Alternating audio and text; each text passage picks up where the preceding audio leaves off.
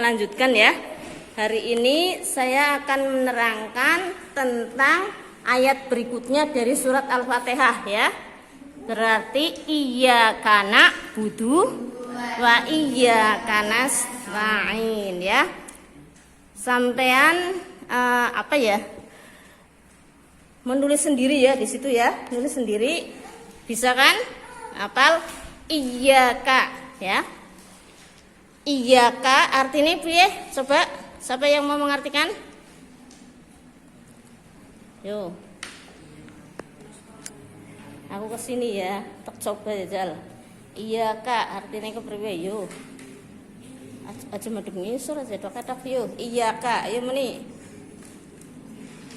Bismillahirrahmanirrahim. Bismillahirrahmanirrahim. Iyyaka na'budu wa iyyaka nasta'in. Iyyaka hanya kepada Engkaulah kami menyembah. Yang pakai bahasa Jawa, coba ayo Akil. Gimana Akil? Akil ya. Sito. Mandan mirip sih. Iya toh, Sito. Bismillahirrahmanirrahim. Iyyaka na'budu wa iyyaka nasta'in. Kawula namung nyembah dhateng panjenengan. Ugi kula nyuwun pitulung panjenengan mugi nuduhaken kita ngamin ingkang hak. Ya, lumayan lah. Lumayan. Yo, pakai putri Jal. Walaupun putri hafidhah, ya saya coba juga baca kitab. Ayo, gimana Put? Ayo Put. Gak usah malu. Latihan dari ustadzah atau bunyai. Ayo Put. Ayo iyyaka namung dumateng panjenengan na'budu nyembah lan iyyaka na'budu namung dumateng panjenengan kula menyembah wa iyyaka nasta'in lan dhateng panjenengan kula nyuwun pitulungan. Nah begitu ya, jadi apa itu mengartikannya yang pas ya. Iyyaka artinya cuma satu, yaitu apa? Namung dumateng panjenengan. Baru na'budu menyembah ya. Nyembah kula gitu. Nah, terus kemudian iyyaka namung dumateng panjenengan nasta'inu nyuwun pitulung kula. Kan ngoten ya. Jadi apa? Jangan mengartikannya itu kemudian iyyaka wis menyembah. Enggak, iyyaka itu cuma berarti bahwa hanya kepada engkaulah iya nggih, iya kaknya itu Allah. Hanya kepada engkaulah kami menyembah ya. Lah iyyaka itu hanya kepada engkaulah tok ya. Baru na'budu kami menyembah. Itu kalau bahasa Indonesia ya kan? Kalau bahasa Jawanya seperti tadi, iyyaka namung dumateng panjenengan ya. Na'budu nyembah kula nggih utawa kita nyembah kan ngoten nggih. Terus iyyaka nasta'in namung dumateng panjenengan kawula nyuwun pitulungan. Nah, sekarang saya terangkan maksud dari apa yang kita artikan tadi dari surat Al-Fatihah itu, bahwa sambil menulis sendiri ya kesimpulannya ya. Jadi kata-kata iyyaka dalam surat Al-Fatihah tadi maksudnya itu adalah ikrar kita ya. Maksudnya adalah janji kita atau maksudnya adalah pengakuan kita kepada Allah bahwa kita hanya menyembah kepada Allah. Nah, caranya menyembah bagaimana? Cara menyembah kepada Tuhan itu berbeda-beda ya. Ada yang menyembahnya itu hanya memakai dengan cara misalnya cukup menghadap ke timur gitu ya. Diem aja duduk ya. Sila kan gitu ya. Bahkan nyuwun sewune ana sing Buddha meneng bae ya. Bu Tuti taunya dari mana? Ya dulu ketika waktu masih anak-anak ya, Saya sering menyaksikan seperti itu ya di sana di laut ya. Ada yang di Serandil, ada yang di laut sini, mana itu Teluk Penyu. Itu sering saya malam-malam diajak sama ayah gitu ya, ngelihat orang kayak gitu. Ya itu caranya gimana? Masuk ke air ya, ke air laut, tapi nggak yang di tengah, yang agak pinggir gitu, nggak berpakaian sama sekali ya. Orang laki-laki ya batin, lah kok nek dicakoti wak sih piye ya. Kan Buddha mlebu nang banyu. Itu apa? Aneh ya. Itu karena apa? Sedang prihatin ya, meminta sesuatu kepada sang penguasa lautan ya. Seperti kemarin misalnya. Hari kemarin itu kan Jumat Kliwon ya. Di bulan Suro, cara wong Jawane bulan Sura. Bulan Muharram ya. Kalau kita ngomong, kalau orang Jawa bilang bulan Sura atau Suro ya. Itu ada yang seperti itu juga ya. Bulan Suro terus sedekah laut ya. Dulu ketika Islam belum ke sini atau Islam itu belum ke tanah Jawa ya. Itu ya betul-betul yang namanya sedekah laut itu adalah ritual yang di situ meminta kepada penguasa lautan. Nah, penguasa lautan itu bukan seperti yang kita bayangkan Allah Subhanahu wa taala, bukan. Ya. Tapi sejenis jin ya, kalau kita bilang jin. Kalau sana bilangnya Nyai Roro Kidul ya. Kalau yang di lautan kidul ya. Laut itu macam-macam. Angger nang lor Nyai Lolo, Loro, Roro, Lor ya gitu ya. Bukan anak Nyai Roro Wetan apa orang ngerti ya. Yang jelas kalau di Indonesia itu terkenalnya Nyai Roro Kidul. Karena apa? Posisi lautan di Indonesia itu di sebelah selatan daratannya ya. Waktu itu ngarani nih mulai Nyai Roro Kidul, nang segara Kidul ya itu. Nah, tapi kalau yang bagian utara ya Nyai Roro Lor ya. Nah, itu betul-betul itu. Jadi mereka itu melakukan sesaji ya.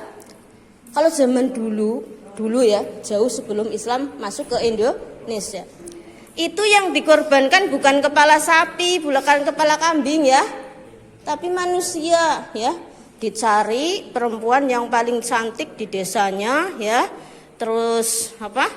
Dikorbankan di Nyai Roro Kidul itu. Tapi nggak tahu itu apa dikorbankannya, dicemplungna terus langkah sing demek apa didemek nang pimpinannya diganggu ya orang ngerti kan gitu ya.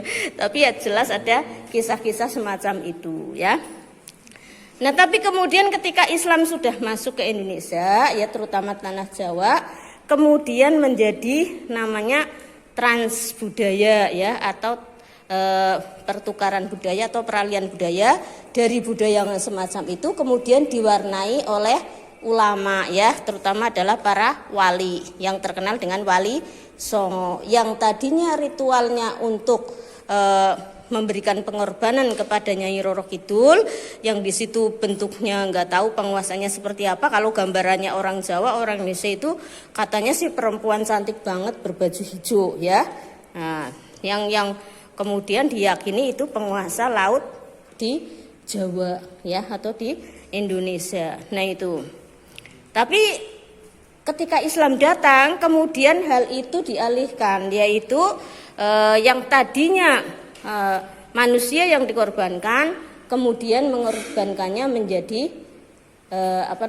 kepala sapi, kepala kambing, kepala ayam, tapi tidak berniat mengorbankan kepada Nyai Roro Kidul, hanya bersodakoh. Makanya katanya sedekah ya. Orang Jawa ngomong sodakoh angel ya. Sodakoh kan orang-orang Arab ya. Orang Jawa ngomong sedekah ya kan, sing gampang. Nah, itu beda lagi. Jadi apa? Kambingnya, sapinya disembelih dengan nama Allah, menyebut nama Allah, tetap bismillah ya. Terus kemudian di situ niatnya adalah bersyukur nikmat Allah. Jadi kepalanya saja yang dibuang ke laut dengan niat bismillah, nawaitune syukur maring Gusti Allah, sebab selama ini kita diberi ikan ya kan, kita setiap hari kayak hampir di Cilacap itu hampir setiap hari ada ikan laut ya kan, bisa makan ikan laut. Nah karena diberi ikan laut ya nelayan itu, terus kemudian kita beli ya yang bukan nelayan untuk dimakan, kita bersyukur kepada Allah dengan cara itu tadi, nyembelih sapi, nyembelih ayam, nyembelih kambing ya, terus badannya dimasak bareng-bareng, dimakan dengan masyarakat, disodakohkan ke masyarakat, itunya juga sodakohan urunan ya biasanya ya, atau yang terkaya di situ biasanya nelayan terkaya ya beli, lah terus dimakan bersama masyarakat, disodakohkan ya kan. Sebelumnya sudah bismillah, terus kemudian di situ juga sudah bukan ritual-ritual memakai bahasa-bahasa yang untuk Nyai Roro Kidul, tetapi di situ diisi dengan zikir ya. Ada tahlil, ada yasin ya. Nah, terus kemudian setelah itu lah yang di badannya itu sampai ke bawah untuk masak bersama, makan bersama, sodakoh, lah kepalanya disodakohkan ke ikan. Biasanya manusianya makan ikan, sekarang gantian setahun pisan di sedekah laut itu ya, sodakoh laut, setahun pisan ngewaih mangan iwak. Cemplungna bismillahirrahmanirrahim, nyawak nyong biasanya mangane rika, mangan iwak siki tak empani wake kan ngoten nggih. Nah, jadi yang dulu memang berbau musyrik atau memang musyrik ya karena mengorbankan sesuatu untuk selain Allah ya dengan niat biar rezekinya melimpah ya, nelayan itu sekarang sudah tidak musyrik karena niatnya sudah diniati sodakoh untuk masyarakat yang memakan. Di dalamnya ada dikir-dikir ya, ada ayat Quran, terus kemudian ada sholawat ya, terus kemudian juga yang disodakohkan kepalanya kepada ikan, suruh dimakan ikan, bukan untuk Nyai Roro Kidul, paham? Nah itu antara lain contoh bahwa ketika Islam belum datang, cara menyembah dan cara bersyukur masyarakat Indonesia terutama Jawa itu seperti itu antara lain ya, dengan sedekah laut, sedekah bumi ya. Terus kemudian ada sesaji ya, Jadi sesaji untuk siapa? Yaitu untuk penguasa-penguasa ananggo kaki uti-uti, nggo nini uti-uti ya. Sampean enggak pernah dengar kan? Waktu Bu Tuti sampean ini ya masih anak-anak bahkan itu dulu ada, kalau yang memimpin sesaji itu bukan kiai dulu ya, waktu Bu Tuti masih anak-anak di sini di Cilacap. Bu Tuti kan menangi banget. Cilacap itu makanannya tiap hari itu anjing ya, celeng ya, codot ya. Jadi warung-warung ya, warung apa itu namanya, warung janganan apa janganan ya, pasar itu, pasar Sidodadi itu di Cilacap itu ya, Sangkal Putung ya, dulu namanya Sangkal Putung belum Sidodadi ya. Terus kemudian pasar gede Cilacap yang sekarang jadi pasar wis induk ya di Cilacap. Pasar terminal malah belum ada. Yang dijual apa? Itu ya, daging celeng itu babi hutan ya, babi yang hitam ya, bukan babi kota yang putih bukan ya, yang itu. Nah, celeng, codot dan anjing. Jadi orang anak terus bakul sayur itu yang lewat sayur gitu ya. Yang dibawa ya daging kayak gitu, nggak ada yang bawa ayam, tiba-tiba ayam orang anak-anaknya ya. Yang ngomongnya sayur-sayur tapi di situ masaknya kayak gitu, dagingnya ya isinya, nggak ada lain-lainnya itu. Lah tapi karena Bu Tuti itu ayah Bu Tuti memang kiai ya, kalau bahasa orang masyarakat itu kiai ya. Jadi nggak ikutan yang makan kayak gitu, nggak beli kayak gitu ya, belinya sayur biasa kan gitu ya, codot apalagi. Tapi tetangga Bu Tuti itu dulu sering ngasih pada ibunya Bu Tuti ya, dibawain sepiring gitu ya. Oke, jangan, enak banget mambune temenan terus terang. Saya ingat ya. Jadi kalau pas masak celeng, wih baunya kemana-mana, seger banget ya, nang irung ya. Bu Tuti naudzubillah belum pernah ya, naudzubillah nggak mau makan ya. Sudah dikasih tahu sama ayah ya, walaupun masih kecil, yang itu nggak boleh dimakan, itu haram ya. Lah caranya gimana? Kalau tetangganya ngasih piring, itu kan piringnya kan dikembaliin lagi ya. Itu sama ayahku langsung suruh dibuang di, kalau zaman dulu kan nggak ada tempat sampah ya. Di belakang rumah ada apa itu namanya? Pauan ya, sing tempat untuk membuang sampah. Langsung bae sama ayah Ibu Tuti buang. Ya tapi orang karo piringnya mengguni tangganya masa dibuang ya. Terus piringnya diambil dicuci sesuai dengan cara mensucikan najis mughaladah ya. 7 kali, salah satunya dengan debu ya, baru dikembalikan. Nah, dikira sama tetangganya ya dimakan, padahal enggak, dibuang ya. Waktu itu adiknya Bu Tuti sudah 2, jadi 3 orang tapi kecil-kecil, tapi enggak boleh makan kayak gitu ya. Nah itu di Cilacap dulu masih seperti itu, zaman tahun berapa ya Bu Tuti kecil ya, tahun 80-an ya, tahun 80-an dulu. Jadi di sini enggak ada yang agama ya. Bahkan Bu Tuti sendiri pakai jilbab ke sekolah ya, tahun 85 ya, berarti 85 sekolah pakai jilbab di Alia sana. Kalau di terminal itu mau ngebis ya jauh sih dari rumah, milih di Alia itu pakai kerudung. Orang-orang di terminal pada bilang kayak gini, kenet-kenet sama supir-supir kayak, awas ge bocah man ge, manusia anti neraka. Minggir semua. Aduh, ngece banget. Ya Bu Tuti menang bae ya, mau si gadis ya. Si gadis ya kalem menang bae. Minggir manusia anti neraka.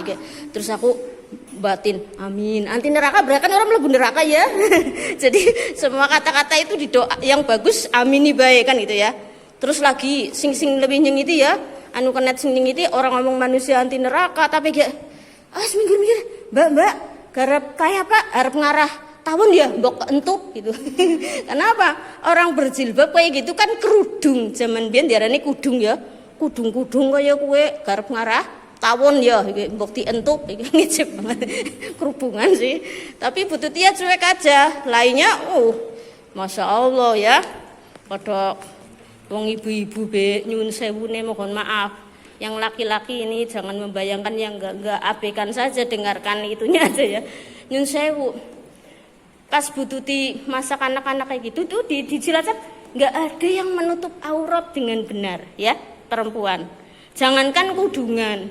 Ibu-ibu itu pakaiannya cuma pakaian ini dok. Jarit, ngerti sampean jarit? Jarit digubet di segini dok, sejarit ya, dari pusar sampai ke bawah. Terus dhuwure cuma pakaian dalam perempuan tok, apa jenengane? Ya kayak gue lah ya. Jadi orang pakai baju. Jadi anggar nusoni anaknya kepenak beplek kayak gue ya. Di mana-mana itu ya. Dari Cilacap kota sampai ke Kubang Kangkung, Kroya semua seperti itu. Tuh, Bu Tuti mengalami yang seperti itu, melihat gitu loh ya. Nah, tapi ibune Bu Tuti ya ora melu-melu sing gue ya. Mana diwarai nang ayahe. Angger mimeni anaknya nang kamar gitu ya. Tapi memang ya belum berkerudung seperti itu, karena zaman dulu memang belum berkerudung, masih pakai yang selendang gitu ya, dislever nang dhuwure kan gitu ya. Nah itu, kecuali kalau saya memang pakainya sudah kayak gini, sudah kayak sekarang itu omongannya jilbab gitu ya, karena kan masih muda kan gitu ya, bukan yang ibu-ibu. Kalau ibu-ibu tuh pakai selewer kayak Bu itu loh, Sinta Nuriyah Abdurrahman Wahid ya. Nah, itu seperti itu. Makanya di sini bahwa itulah cara menyembah zaman dulu itu ada yang seperti itu. Ada yang kemudian dengan sesaji ya menyembah apa namanya ya? Dewa mungkin ya, nggak tahu ya. Pokoknya menyembah Sang Hyang Widi apalah pokoknya kayak gue lah. Lah, gue kayak gue ya. Engko udu ngarani udu kiai apa sih ya, Mbah Dukun kayaknya lho. Ki Mbah Dukun di anu kuna. Jadi ana syukuran apa kayak kalau panen di dulu panen kan ada di belakang rumah Bu Tuti kan ada sawah ya. itu panen mbah dukune nang pojokan ya, nggawa panganan. Jadi di situ ada namanya penggel ya. Ada nasi lengkap dengan lauk-lauknya, ayam ya, terus dan sebagainya. Engko didongani nang mbah dukune ya. Nggo Dewi Sri ya. Dewi Sri siapa? Dewi padi. Ya, Dewi kemakmuran menanam padi. Nah, gue jere kaya gue ya, terus nang kono ana gedhange ana apa. Kok bocah cilik ndelengna termasuk Bu Tuti ya, ndelengna nang kono.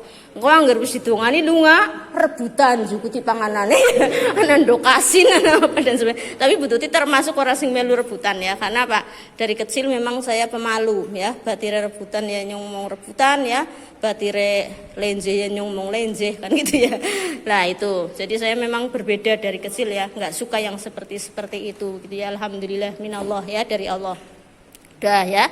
Itu cara menyembah. Terus kalau pas kepungan kayak gitu bukan assalamualaikum ya, pokoknya wis dimulai monggo kita sami apa syukur ya, ngucap dumateng kaki uti-uti nini uti-uti lah.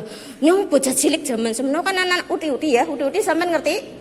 Sing kaya bambung cilik, aku batin dening ninine wong kuwi uti-uti ya karo kaki uti-uti. Anu ora ngerti sih ora paham ya. Nah, terus lagi apa itu namanya?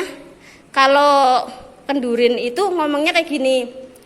Anu ki nggo sedulur papat kelimo pancer gitu ya. Jadi makanannya itu dipersembahkan untuk sedulur papat kelimo pancer gitu misalnya seperti itu. Lah, yang semacam itu kemudian nanti pas ayah saya sudah, itu kan awalnya ayah saya belum dikenal oleh masyarakat ya, jadi berdakwah itu pelan-pelan ya, alon-alon, belum, masih baru di situ ya, mengikuti dulu apa yang ada di masyarakat, melu kurwakena dan sebagainya, melu hadir. Tapi setelah lama terus kemudian ayah saya mulai mengenalkan diri, terus ayah saya mulai sering monggo jenengan mawon sing mimpin kan kayak gitu ya. Terus kemudian sama ayah saya nyembelih ayam, monggo bismillah ya. Terus dikabulkan kondurene ya kepada Allah ya, berdoa kepada Allah, mari terus makan bersama sedekah gitu ya, sampai sekarang. Jadi Bu Tuti ngalami yang semacam itu, makanya menyembahnya dulu itu yang tadi saya bilang iyyaka na'budu. Kalau dalam Islam seperti apa? Tidak seperti itu, tetapi di sana diterangkan yang dinamakan iyyaka na'budu. Di dalam Al-Quran diterangkan surat Al-Baqarah apa ya Mbak Putri ya, ayat berapa ya yang begini, a'udzubillahi minasyaitonirrajim, bismillahirrahmanirrahim, wa'budullaha wala tusyriku bihi syai'a ya, sembahlah Allah dan janganlah engkau menyekutukannya. Itulah pedoman dasar utama kita menyembah Allah yang dengan tata cara sholat ya, itu dalilnya wa'budullaha wala tusyriku bihi syai'a, menyembah Allah dan jangan menyekutukannya. Menyekutukan siapa? Menyamakan Allah dengan yang lainnya. Menyamakan gimana? Menyembah Tuhan tapi Tuhannya banyak ya, bukan banyak entok ya, tapi banyak lebih dari satu, itu namanya menyekutukan. Kalau kita kan Allah ya, qul huwallahu ahad. Allah, katakanlah wahai Muhammad bahwa Allah tunggal ya, satu. Nah, makanya tidak menyekutukan. Itu ya. Jadi ciri Islam dengan yang lainnya salah satunya adalah Tuhannya tunggal ya. Yang lainnya ada yang berapa Tuhannya? Banyak ya, ada yang ada apa itu namanya Dewi Kali ya, ngerti orang sing melit-melit medeni kayak dan sebagainya, banyak Tuhannya. Tapi kalau kita Allah ya, Allahu Ahad, Allah yang tunggal ya, cuma Allah. Nah itu satu. Terus makna musyrik yang lainnya apa?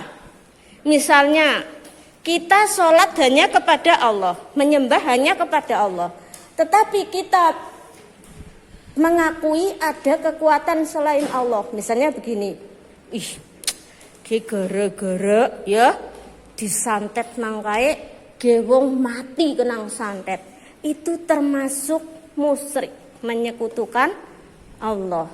Paham sampean? Lah yang benar gimana Bu Tuti? Kalau dalam Islam itu ya santet mungkin orang yang melakukan santet orangnya ya.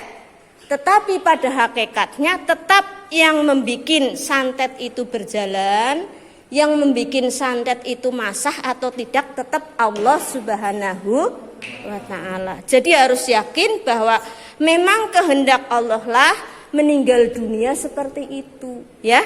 Paham? Nah itu baru tidak musyrik ya. Itu misalnya.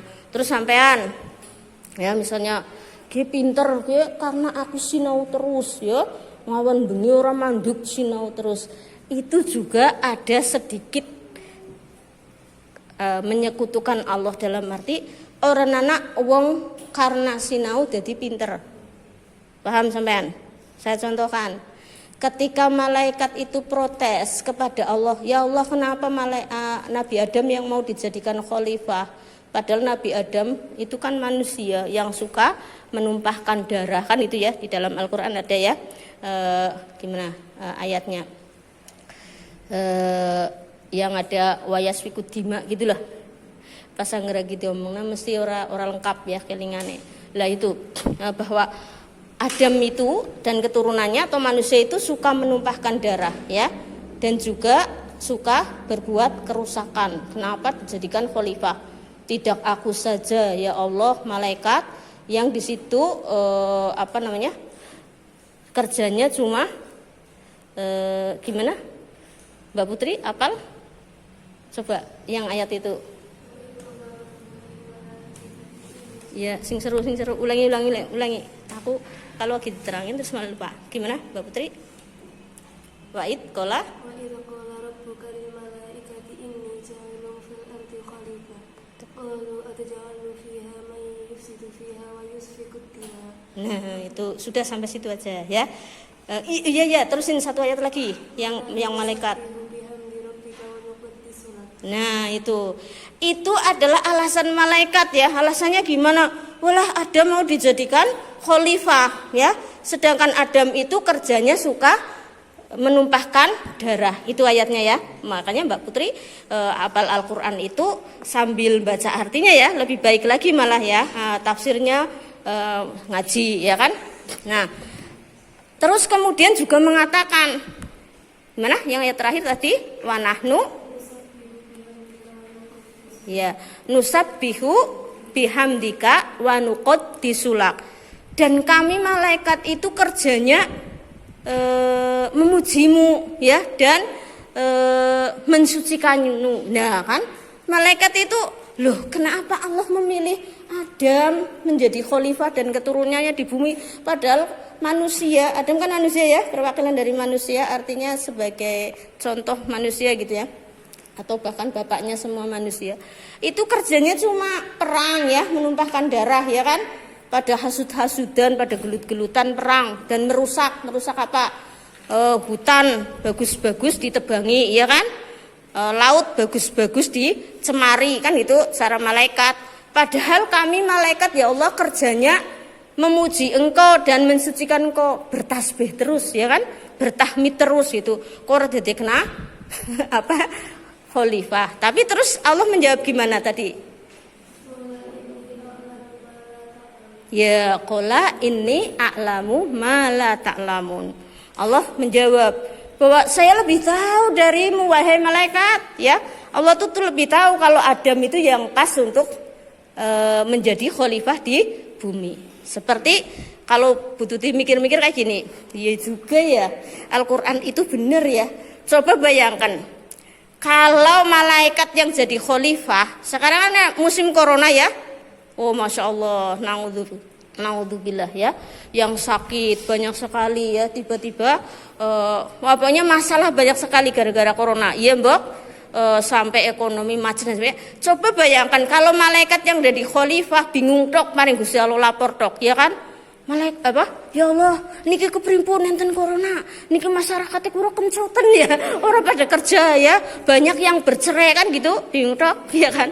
Tapi karena manusia itu punya akal ya, punya kecerdasan yang untuk mengatasi itu, maka kemudian di situ ada bantuan COVID ya kan, ada protokol kesehatan, itu kreativitas otak manusia kepriwe carane men aja tertular misalnya ya. Jadi memang kata Allah ini a'lamu ma la ta'lamun. Allah itu lebih tahu apa yang kalian malaikat tidak tahu ya, itu salah satunya. Nah, kemudian itu dalil tadi ya, dalil bagaimana umat Islam menyembah Allah Subhanahu wa ta'ala.